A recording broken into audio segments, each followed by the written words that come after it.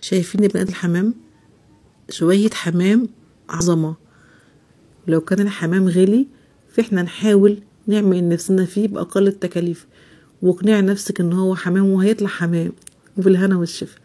تابعي معايا الفيديو للنهاية وتعرفي اسهل طريقة لحشو الحمام الكداب وكل تكاته. واهم خطوة عندك في نجاح الحمام بتاعك طريقة اخلاء الورك من العظم.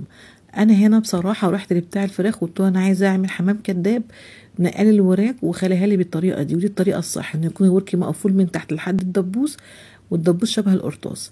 انما الطريقة دي غلط، ان يفتح الدبوس للاخر غلط، علشان هيكون صعب جدا عليكي ان انت تعرفي تلمي الورك بتاعك او تقفليه بعد ما تحشيه. فعلشان كده افضل طريقة ان هو يشيل عظمه من داخل الدبوس وهو الدبوس مقفول بالطريقة دي، ما يكونش فيه اي فتحات، لان اي فتحة خارجية هتخلي الورك بتاعك يفرقع وهو بيستوي. انا عملت وركين بالطريقتين عشان اوريكم الطريقة الصح من الطريقة الغلط. وبعد كده بتغسلي الوراك كويس جدا وحطها في محلول النقع لمدة ساعة، وصفيتها كويس أو سبتها في المصفى. بدأت أحضر الخلطة السرية بتاعتنا أو التتبيلة السحرية اللي هتبل بيها الوراك وأحطها في التلاجة لمدة ساعتين 3. أنا هنا مستخدمة ما شاء الله 10 أوراق ما شاء الله، هعمل تتبيلة كبيرة عشان تكفي 10 أوراق.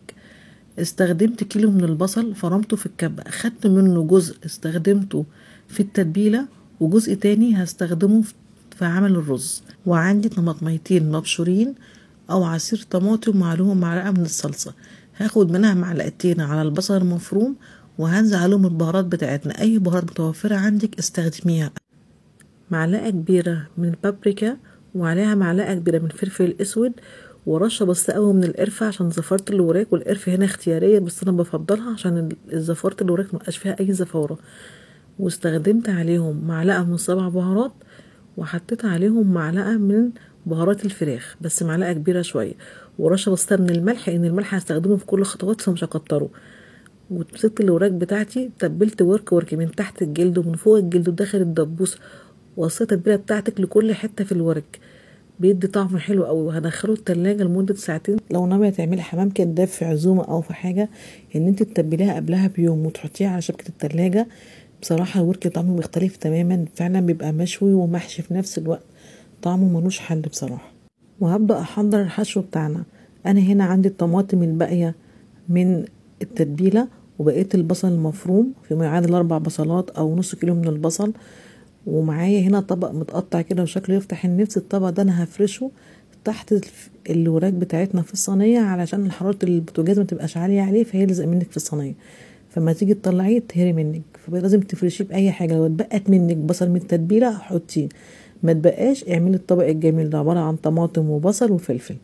وهتبل الاتنين عندي. بالنسبه لتتبيله البصلايه بتاعه الرز هستخدم لها معلقه كبيره قوي من الفلفل الاسود ورشه بسيطه من القرفه والزنجبيل وده اختياري، ومعلقه من 7 بهارات ورشه بسيطه جدا من الملح، وده بالنسبه للبصلايه. اما بالنسبه لطبق الخليط الفرش بتاع الصينيه هحتاج منه نفس البهارات بس هزود عليهم بهارات فراخ معلقة كبيرة، وهزود عليهم نص معلقة من الكاري، وبقيت الطماطم الباقية عندنا من التتبيلة والبصل يتبقى من التتبيلة، وأقلبهم كويس جدا مع بعض. يبقى أنا كده عندي الفرشة جاهزة للصينية والبصلة عندي جاهزة.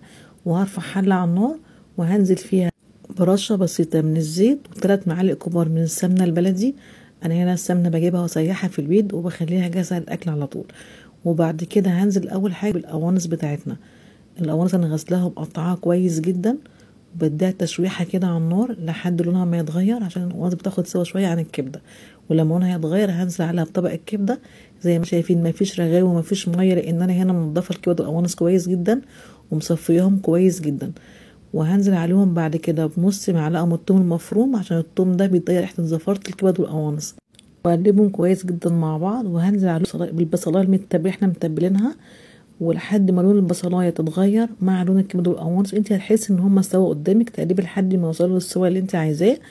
وبعد كده اول ما يستووا هنزل عليهم بالرز. انا هنا مستخدمه كيلو من الرز عشان انا عامله 10 حمامات كميه كبيره، وفي نفس الوقت بحتاج الرز الباقي للغدا جنب الحمام او جنب الوراك بتاعتنا. ونزلت عليهم برشه بسيطه جدا من جوز الطيب. وكده انا خلصت الرز بتاعي، هقلبه كويس قوي واحط رشه بسيطه من الملح لان انا حاطه ملح مع البصلايه نفسها، وتقلبيه وتدوقي الملح بتاعه. وبعد كده هحتاج طبق من الشوربه. انا استخدمت هنا مكعب مرق الدجاج على نص كوبايه ميه سخنه، وقلبتهم لحد مرق الدجاج ما دابت في قلبي واستخدمته كشوربه. وبعد كده هنزل ببقيه الميه بتاعتنا لتسويه الرز. انا عارفه هنا الرز عندي بياخد ميه قد ايه. قلبي كده الرز بتاعك مره واتنين، خلي منسوب الميه بتاعك مغطي طبقه الرز على حسب نوع الرز، لان احنا هنا مش هنسويه قوي السوا ما يتهرش منك. انا هنسويه نص سوا، هاخد جزء للحمام او للوراك، وبعد كده هسيب بقيته يكمل سواه عشان هستخدمه للغدا جنب الوراك بتاعتنا. انا كده الرز بتاعي استوى، انا وطيت عليه لمدة من 20 ل 35 دقيقة. وبعد ما استوى بالشكل ده هاخد نص كمية للحشو، وبقية الكمية هخليها تكمل سواها علشان استخدمها في الغدا. ده شكل الرز بتاعنا، بس سيبيه يتهوى لانه بيبقى سخن قوي، خلي بالك عشان لسعته وحشة قوي. واول ما يتهوى ويبرد هنبدأ نحشي الحمام بتاعنا. وهحشي معاكم الوراك بتاعتنا. انا هحشي معاكم ورك مخلي بالطريقة الصحيحة وورك مخلي بالطريقة الغلط. انا هنا جبت الورك بتاعي، اول حاجة بحشيها الدبوس نفسه، بفضل احشي الدبوس كده كأنك بتحشي التنجانية بالظبط، وادخل حشو جوه كويس اوي بخليه زي القرطاس. وبعد كده بقوم حاشة الفخدة نفسها، وبعد ما بحشيها بلمها كلها وبمسكها بخلة السنان اقفلها بيها. انا خلة السنان هنا بنقعها قبلها في مية بنص ساعة عشان تكون طرية معاكي وتعرفي تستخدمها بمنتهى السهولة وما تتكسرش. عايز تستخدمي خلة شيش طاووق زي ما تحبي، بس انا بستصغر دي احسن، بتكون خفيفة وفي نفس الوقت بتمكن منها اكتر. قفلت الورك بتاعي من فوق ومن تحت كويس قوي، وكده تمام اتحشى واتقفل. وهشتغل لكم في واحد تاني هنشوفه برضك عملناه ازاي. والله يا بنات الوراك دي فعلا طعمها حلو، وهتلاقي الاطفال بيحبوها لان ما فيهاش عظم، تبقى سهله جدا في الاكل كانك بتاكلي كده حاجه مخليه على بعضها، وهتلاقيها لذيذه. وبعدين كمان التغيير في الاكل شيء حلو جدا، لابد ان انت تغيري في شكل الاكل. هي في الاخر هي فراخ وحشو، بس التغيير مطلوب برضو. ده شكل الورك بتاعنا يا بنات بعد ما قفلناه كويس قوي عشان ما يتفقعش منك وما يسربش. وده ورك تاني من المفتوح كله. بصي هنا بقى صعب قوي ازاي لما بتيجي تلميه، بتلميه بمنتهى الصعوبه. اول حاجه تبداي تقفلي من فوق، مش هتعرفي تلميه من تحت ابدا، لازم الاول تبداي من فوق عكس الورك المقفول، لان مفيش عندك دبوس تمكني منه، حتى ما بياخدش كميه رز كبيره زي الورك المقفول. هتبداي من فوق لتحت وتكملي بقى بالطريقه دي حته حته، وحاولي ما تحشوش قوي عشان تعرفي تلميه. ونفضل بقى نقفل في الورك بتاعنا زي ما احنا شايفين كده، بياخد معاكي وقت اطول، يعني بمقام 2 أو 3 من متقفلين في الوقت. فنصيحة مني بلاش تخليه بالطريقة الغلط دي. انت لما تيجي تخليه او تقولي للفراخ بتاعك تعرفيه يعملهولك ازاي، دي احسن طريقة لاخلاء الوراك. ان الطريقة دي فعلا المفتوح كله ده صعب جدا، واخد معايا وقت طويل او بتلمي بمنتهى الصعوبة، لان عندك حتة الفخدة دي او حتة الدبوس بتبقى ناعمة جدا، غير الفخدة ما بتعرفيش تخزقيها كويس بالخلية السنان. وكده احنا خلصنا من حشو، وهخلي الكمية كلها وهرجع لكم تاني. بس قبل ما اخلص الكمية هعمل لكم واحد تاني، بس هقفله بخلة الشيش طاووق. الناس اللي بتستسهل، عشان الناس اللي بتحس ان خلة السنان مش موجودة او مش متوفرة عندك بديل ماشي، ما عندكيش الخلتين ولا دي ولا دي، استخدمي التخيط، خيطيها كأنك بتخيطي اي حاجة. بصي همسك الخلة هنا انا نقعها في مية برضك، وهمسك الورك بتاعي من فوق برضك وهدككه كأنك بتدككي دبوس، بتدككي استك. بصي التدكيك ازاي، بدكي الورك بتاعي بالخلة ماشية خطوة خطوة. بصي زي ما انا ماشية بالظبط، بتدككي الورك حتة حتة بتقفليه كله.